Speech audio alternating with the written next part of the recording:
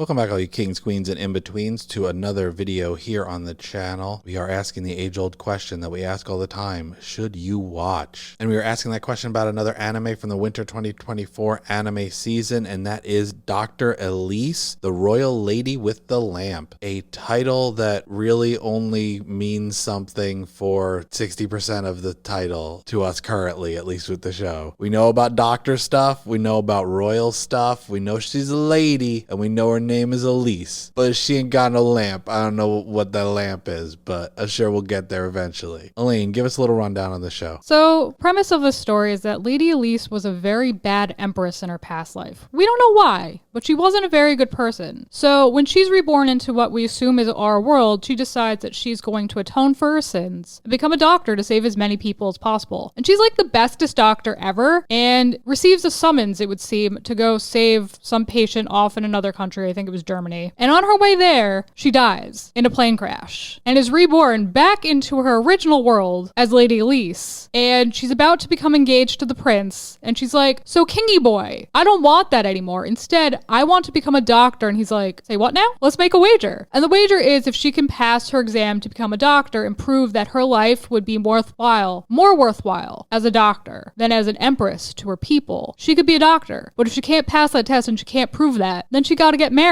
and make royal heirs and stuff. This show starts off in an interesting way because it starts off with her in our world, or the equivalent of our world, as a doctor on the plane. And you don't find out until the plane is starting to go down that she had already died in her other life and been reborn into this life to atone for her previous life. So we then get a flashback of her in that life. Then we get more flashbacks of her in the current life that we don't really get to experience her in, except for a couple of flashback scenes, and then she's back in her old life. So the first episode's all over the place. Several flashbacks within flashbacks. But I think it's a unique spin-ish on the isekai genre because it's essentially a double isekai, the reverse isekai, a redo of a healer, one might say. Listen, come on, it's basically the perfect anime to have that title. She is a doctor and she is redoing her old life because she's chronologically put back before she left the first time when she died by a decent chunk, it looks like, because she comments several times about, "Oh, I remember when this happened," or "This is when this happens," or things like that. So she knows essentially what's going to happen in the future to a certain degree. I think she's 5 years in the past. Yeah, that sounds about right. What do you think of the characters in this show? I think the protagonist is a strength of the show, and I actually like the prince as a character as he starts to develop, when initially I didn't think I was going to like him. What are your thoughts? I do like Lady Elise. I think I appreciate a strong woman who knows what she wants and has suddenly developed morals, it would seem. The prince, I don't really feel any which way for.